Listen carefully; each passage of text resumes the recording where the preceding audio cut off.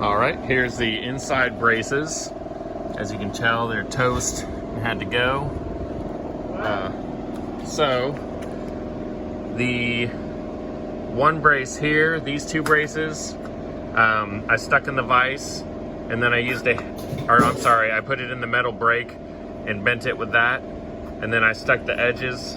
I of course cut it here, there, and there, and then I put it in a vise and used a hammer and just bent those.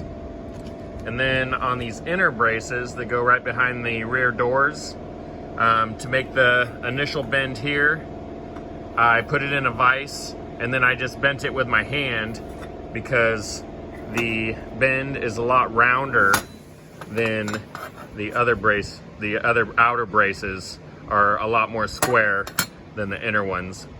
And then I just put, for the outer part, this flange part here, I put that in the vise and use the hammer. But pretty simple, basic tools. A hammer and a vise. I did have a metal brake. It is a 16 gauge steel. The outer sheet metal is 18 gauge steel, which is standard sheet metal size. So this is 16 gauge, it's a little bit thicker. And then for right here where it's gonna get welded onto the sheet metal, I'll either use this hole puncher here, which is a flanger slash hole puncher. 16 gauge, I can't remember, I haven't tried it yet, but it might be too thick, so I might just end up using a drill. So either way. All right, so my rust repair video, here's a quick little snip of it that I meant to put in that video a few years ago when I did this repair. But here are the braces that I made after I cut them, welded them, and grinded it down. I didn't do any body work in here, which I could have and made it perfect, but I wasn't too worried about it. Once all the interior's back in here, nobody's gonna notice. Maybe I might if I was looking for it. I might choose in the future to do the body work on it, but I doubt it. It came out pretty good. And here's the inside of where I welded the patches in here. And it's been a couple years and they are holding up perfect. Here's the outside after a couple years. The top part, the steel, is perfect as far as paint goes. As far as the seam sealer, it's holding up perfect, keeping the water out, and looks great, not cracking, anything like that.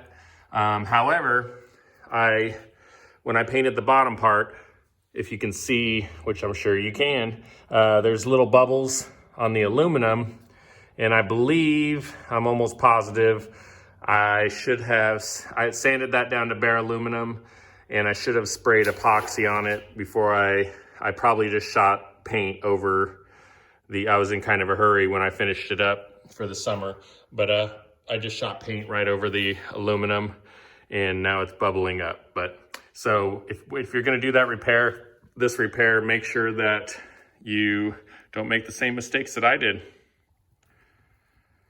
And of course, this is just a short little video, but thank you all for watching. Thanks for the support.